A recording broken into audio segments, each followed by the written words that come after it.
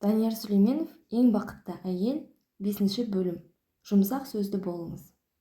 Ертегі уатпай ма баланы да, сөз сиқыр ғой, жазбай ма жараны да. Мағжан Жұмабаев. Сөздің өзіне тән сиқыры бар екенін білесіз бе? Расында адам бір ғана сөзбен екі елді бір-біріне айдап салса, бір ауыз сөз арқылы екі елдің арасын жарастыра алады. Сөз арқылы жалғанды ақиқатқа, ақиқатты жалғанға шығаруға, сөз арқылы біреудің махаббатына бөленіп, немесе ашуына ұшырауға да болады. Сөз сіздің күйеуіңізбен арадағы жақсы немесе жаман қарым-қатынастың күйеуіңізден көңіліңізді жадырататын сөзді ести аласыз. Бір әйел кісіден күйеуіңізбен қалай қарым-қатынас жасайсыз деп сұралғанда, үйде күйеуіммен сиқырлы сөз арқылы саясат жүргіземін деген екен. Расында да, сөз орнымен дұрыс қолданылса, көптеген проблеманың алдын алады. Мысалы, сіздің айтқан жылы сөзіңіз күйеуіңіздің ашуын басады, тіпті ашуын сыртқа шығармай, іште бұқтырып жоқ етуіне көмектеседі. Ендеше, күйеуіңізбен жылы һәм жақсы сөйлесіңіз. Жұмсақ сөйлеу арқылы сіз де алдыңыздағы адамнан жылы сөздер естисіз. Күйеуіңіз үнемі сізден қорғаным, қамқоршым, сүйенішім, сүйіктім деген мақтау сөздерді көп естісін. Сонда сіз махаббатым, жарқыным, сүйіктім деген сөздерді ести аласыз.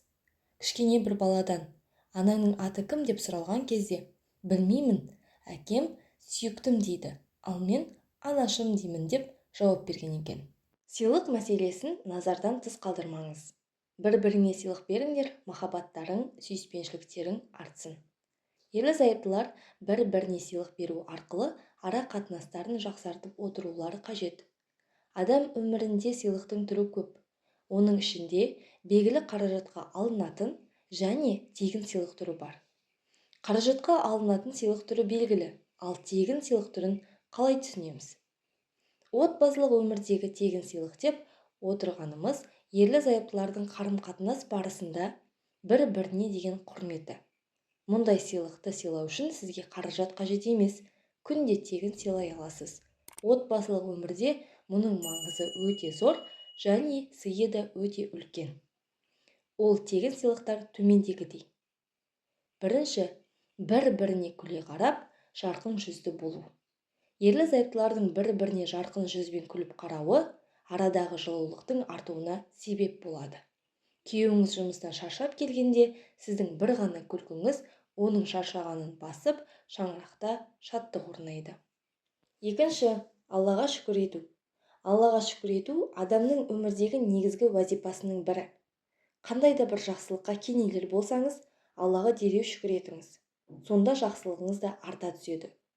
Аллаға шүкір етуіңізді күйеуіңізге де естіртіңіз.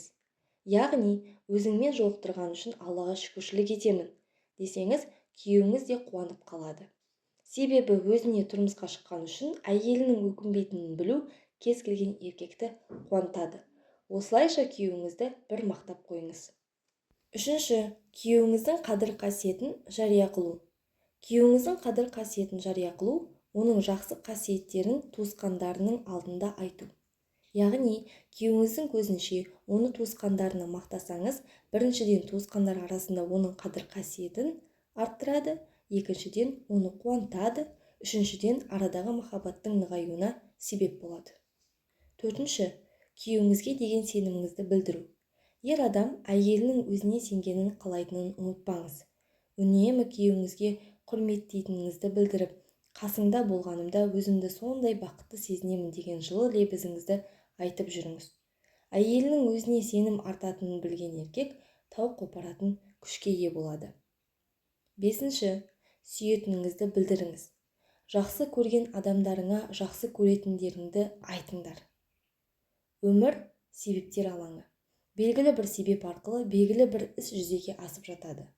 Осы жүзеге асқан іс басқа бір істің жүзеге асуына себеп болады.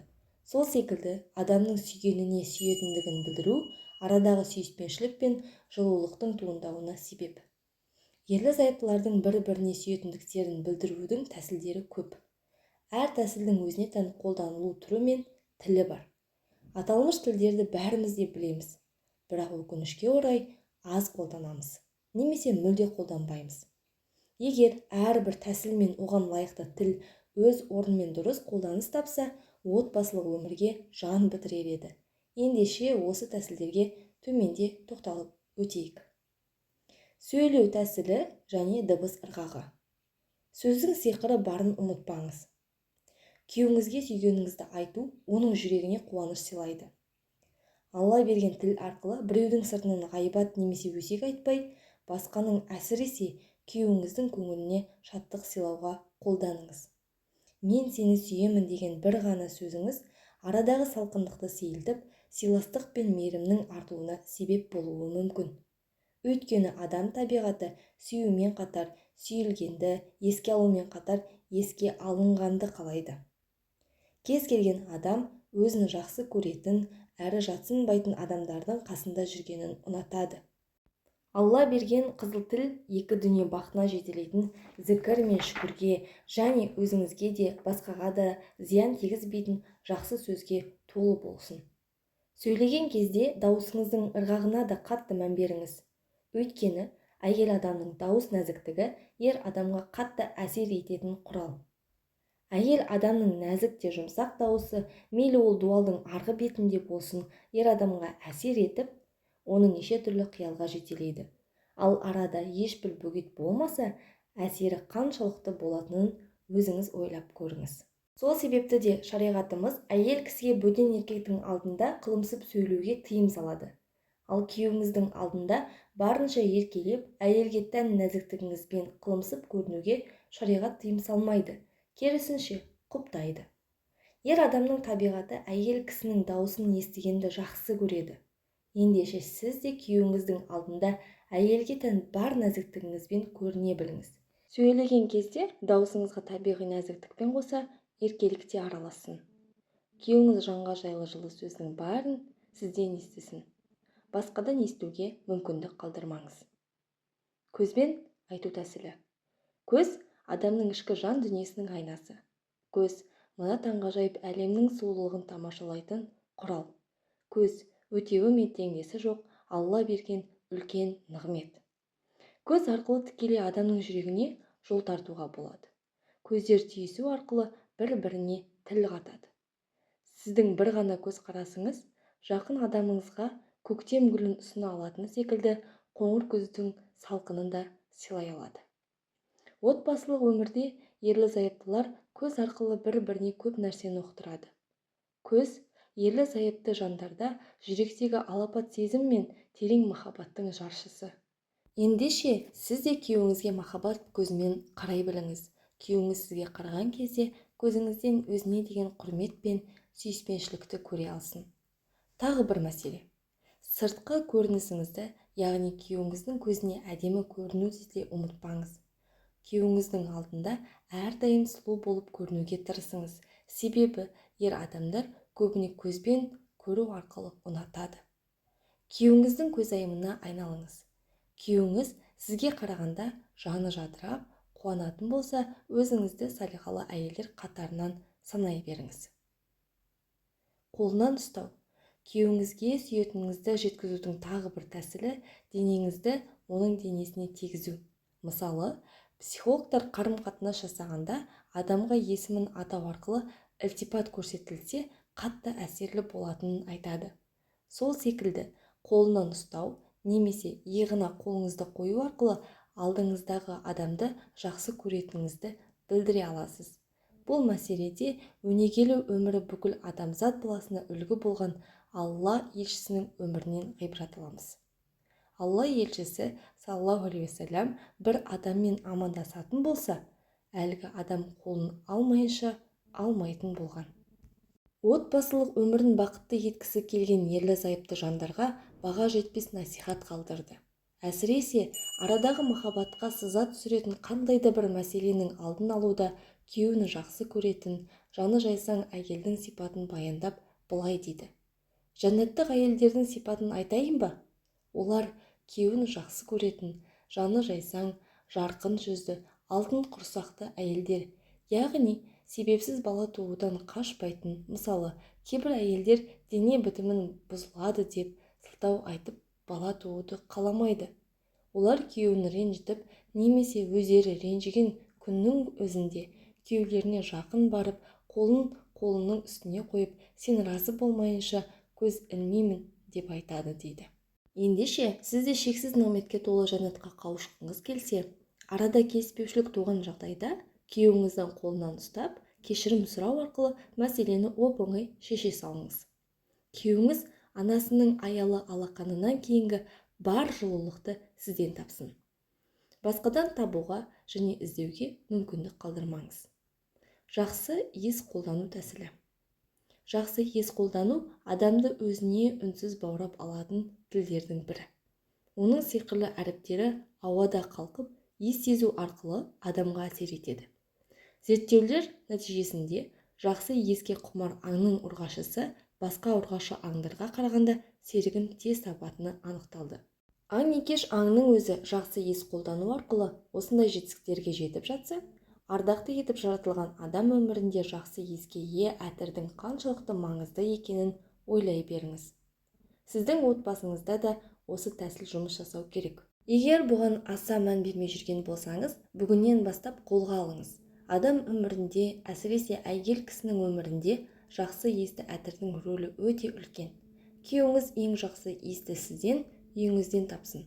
Басқа жерден табуға және іздеуге мүмкіндік қалдырмаңыз. Бұл жердегі ескеретін мәселе, әйел кісі жақсы еспен барынша сәнденуді басқаға емес, күйеуіне ғана арнауы тиіс. Сонда барып, отбасының бірлігі мен тыныштығы баянды болады. Басқа еркектің алдында сәнденуі керісінше отбасының ыдырауына әкелуі мүмкін, және бұған шариғатымыз да тыйым салады. Тәтті шақтарды еске алып тұру. Мұхтар ағамыздың мына өлең жолдарын оқығанда іштей тебіренбеу мүмкін емес шығар сірә. Балаң жылдар байқат бастан өте шықты аяңдап, балалықтың біздің бастан көшкендігін баяндап, балалық шақ іңкәр дәурен сұңқар тауын шарлаған, өз көктемін сағынбайтын, аңсамайтын бармадам. Кеудемізде сенің ізің, сенің күзің жатады, балалық шақ боямасыз ақ көңілдер отаны, аяймын мен аналарды балаларын алдаған, аяймын мен балаларды ойыншығы болмаған. Балалық шақ гүл жазира, балалық шақ байтаған, қартаямыз, бірақ саған ораламыз қайтадан, саған оймен ораламыз, көңіл шалқып айтадан, ал сен қайтып келмейсің-ау, оралмайсың қайтадан. Шынымен-ақ, адам өзінің балалық шағын немесе басқа да тәтті кездерін еске алып, сол жайында әңгімелескенді жақсы көреді. Біз кейде тіпті тәтті кезеңдерді немесе балалық шақты еске алған соң бір жасап қалдық-ау деп те жатамыз. Себебі бұл біздің өміріміз, тарихымыз, өміріміздің тәтті кезеңдері санада мәңгі сақталып қалмақ. Сіз осындай бір әдемі тәсілді отбасы бақыты үшін ұтымды пайдаланыңыз. Күйеуіңіздің тәтті шақтарын біліп алыңыз да, сәті түскенде есіне салып қойыңыз. Арада әдемі әңгіме өрбіп, кейбір тәтті, ұмытылмас шақтарды еске алып бір жасап қаласыз. Күйеуіңіздің кемшіліктеріне көз жұма біліңіз. Ақымақ адам бір қауымға басшы бола алмайды. Алайда қауымының кейбір қателігіне көз жұму арқылы өтірік ақымақ бола білген адам сол қауымды басқара алады. Кемшіліксіз адам жоқ, барлық адам қателеседі. Ең бастысы, қателігін түсініп, мойындау арқылы адамның енді қайта ол қателікке ұрынып қалмауға тырысып, өзін-өзі түзеткені жөн. Сонымен қатар, басқаның да қателігін кешіре білуге өзін үйретуі керек. Адам кейде біліп-білмей қателік жасайды. Кейін тәубеге келіп, жаратқаннан жарылқау тілеу арқылы қателігінің кешірілуін үміт етеді. Жасаған қателік кемшілігіне басқалар да түсіністікпен қараса екен дейді. Сөйте тұра басқаның шалыс басқан қадамына түсіністік таныта алмай қалып жатады. Кейбір адам тіпті түсіну былай тұрсын, басқалардың қате кемшілігін аңдып, іздеп тұрады. Бұл әрине адам мен адам арасын бұзатын нашар қылық. Бұдан сақ болған жөн. Ғалымдарымыз адамдар арасында болған қарым-қатынаста кейбір мәселеге, кеткен кемшіліктерге көз жұма білуді үлкен ерлікке балаған. Хасан әл-Басри. Елемеушілік, мән бермеушілік, яғни адамнан кеткен қате-кемшілікке көз жұма білу игі істерден деген. Ахмад ибн Ханбал болса, көркем мінездің 90% адамнан кеткен қате-кемшілікті елемеуде жатыр дейді. Мінеки, басқаның кемшілігіне көз жұма білуге ғалымдардың берген бағасы осындай. Бұдан мынадай қағида туындайды. Адам басқаның кемшілігіне көз жұмғанымен оның жақсы қасиеттерін және өзінің кемшілігін назардан тыс қалдырмауы керек. Басқаға кешіріммен қарай білу, кемшілігіне көз жұма білу сынды мінез қалыптаспаған соң, отбасылық өмірде де көптеген келіспеушілік орын алып жатады. Тіпті кейбір ерлі-зайыпты жандар бір-бірінің тарапынан болған кішкене кемшіліктердің өзін жылдар бойы ұмыта алмай санада сақтап жүреді. Реті келгенде айтып та қалады. Бұл да шаңырақтың шайқалуына әкелетін себептің бірі. Отбасы адамды өмірде бақытты ететін, кемел қоғам қалыптастыратын мектеп, медресе. Ал адамның осындай бақытқа жету үшін кейбір болмашы әрі уақытша кемшіліктерге көз жұма салуына болады әрине. Бұл әркімнің өз қолында. Сіз де, құрметті азаматша, тұрмысқа шығу ниетінде немесе тұрмыстағы адам болсаңыз, күйеуіңіздің кейбір қате-кемшілігіне кешіріммен қарап көз жұма біліңіз. Сонда сіздің отбасыңызда береке, бірлік пен ынтымақ пен тыныштық орнайды. Алайда өз кемшіліктеріңізді еш уақытта назардан тыс қалдырмаңыз. Үнемі нәпсімен күресу арқылы надандықтан құтылып, адамдықтың биік шыңына қарай самғай беріңіз. Мына бір ғибратты оқиғаны назарыңызға ұсынамын. Жиналыстан шығып, жол жиегінде күйеуімді күтіп тұрмын. Кешігіп жатыр. 10 минут бұрын келуі керек еді, әлі жоқ. Мінеки, жарты сағат өтті. Осы бір қылығын қашан қояр екен? Үнемі кешігеді де жүреді. Өткенде анау пойызын қарсы алуға 15 минут кешігіп келді. Айтсаң, тағы ренжиді. Әне, өзімен бірге шыққан құрбыларым қол бұлғап кетіп барады. Осындайда жылағым келіп кетеді. Мені жақсы көрмейтін шығар деген жаман ойлар да санамды бір шарпып өтпей қоймайды. Қайда жүр? Жарты сағатқа кешігіп келді әйтеуір. Көліктің есігін ашып мені отырғызды. Онысына да шүкір. Екі езуі екі құлағында. Менен қал жағдайымды, жиналыстың қалай өткенін тағы бір деңгейлерді сұрап жатыр. Задан ба құлағым тарс бекітіліп қалыпты. Сөзінің бірін естісем, бірін естімеймін. Іштегі бар ренішімді сыртқа ақтарғым келіп барады. Енді ақтала беріп едім, күйеуім маған қарап: «Жарқыным, кешіккенім үшін айып етпеші, бүгін мұғалімдер күні ғой, өзіңе бір сыйлық ала қояйын деп едім». Жақын жердегі дүкендерден жақсысын таппаған соң, қаланың ана шетіндегі дүкенге баруыма тура келді. Сыйлығыңды әдемілеп оратып, көліктің артқы жақ орындығына қойып қойдым. Едәуір үлкен болған соң, көліктен шығарғаным жоқ. Қаласаң қазір, қаласаң үйде көрерсің, деді. Үстімнен біреу мұздай су құйып жібергендей болды. Көмейіме өксік тығылып, ұяттан жерге кіріп кете жаздадым. Күйеуім болса мәз, әлі сөйлеп келеді. Күйеуіме қарасам, сол баяғы күйеуім, бірақ мүлде басқа адам. Жаңа ғана мені жақсы көрмейтіндей болып көрінген күйеуім көз алдымда сондай мейірімді, бала сияқты аңғал боп көрініп тұр.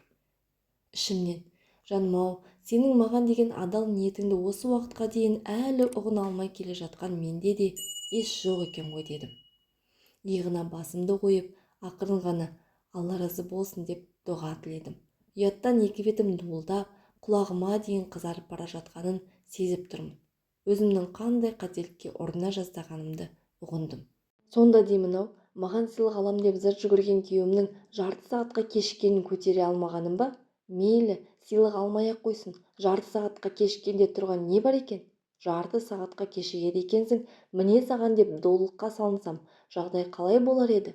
Ол да бұлқан-талқан, мен де бұлқан-талқан. Сол маған керек пе? Елемей-ақ өткізе салатын мәселе ғой осы. Соған бола түрлі жаман ойға беріліп, неге біз осы жақсылық ойлауға сараңбыз? Әншейінде түйені де көрмейтін біз басқаның кемшілігін байқауға мүлт кетпейміз осы. Қасымыздағы асыл азаматымыздың да қадірін осылай түсіріп алып жатыр емеспіз бе? Таудай боп көрініп тұрған жақсы қасиеттерін байқамай, тарыдай ғана кемшілігін көріп қоямыз.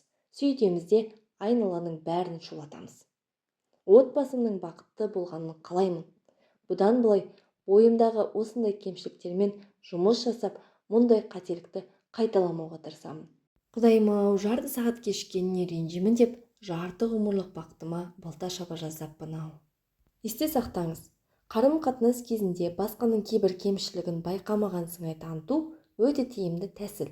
Десек те, шариғат тыйым салған істерде жақыныңыз тарапынан ағаттық кетіп жатса, байқамай өтіп кете алмайсыз.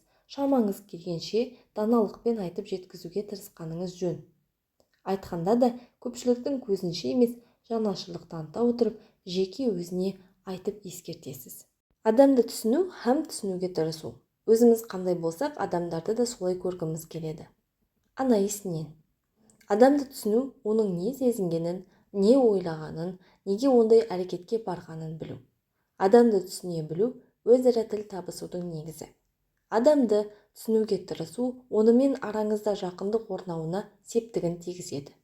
Адамдар арасындағы ұрыс-керістің, келіспеушіліктің басты себептердің бірі бір мәселені әртүрлі түсінуінен. Әркім айналаға өз дүрбісімен қарайды. Адам көзқарасының түрлі екенін білу, оған түсіністікпен, кешіріммен қарай алуымызға көмектеседі. Түсініспеушілік дұрыс түсіне алмаудан барып туындайды. Сол себепті әуелі түсініп, одан кейін барып өзіңді түсіндіруге тырысу жүректен жүрекке жол ашады. Есте сақтаңыз, адамды түсіну бір бөлек, оған мүмкіндік беру бір басқа. Адамға мүмкіндік беру, оның қателік жасауына мүмкіндік беру. Яғни, адам қателікке бой алдырғыш екенін ұмытпау. Осы мәселе ескерілетін болса, қателік жасаған адамға кешіріммен қарау жеңіл болады. Қателік жасаған адамды кінәламас бұрын, өзіңіздің де қателікке бой алдыратыныңызды еске алыңыз. Сіз қанша қателік жасасаңыз да, Алла тағаланың кешірімділігін ұмытпаңыз. Ендеше, сіз де басқаның жіберген қателігін кешіруге тиістісіз. Өзіңізді басқаның орнына қоя білу. Басқа біреуді түсіну үшін өзіңізді оның орнына қоя біліңіз. Яғни, сіз алдыңыздағы адамды түсіну үшін кез келген мәселеге оның көзімен қарауға тырысасыз. Сол кезде мәселенің кейбір жабық тұстары сізге ашыла түседі. Алдыңыздағы адамның жағдайын, не үшін ондай қадамға барғанын аңғарып, оған түсіністікпен қарай алатын боласыз. Нәтижеде артық сөзден, артық іс-әрекеттен өзіңізді тыю арқылы проблеманың алдын аласыз. Сіздерге Данияр Сүлейменовтің «Ең бақытты әйел» кітабын аудио ретінде ұсынып жатқан Жансая Бақытбекқызы.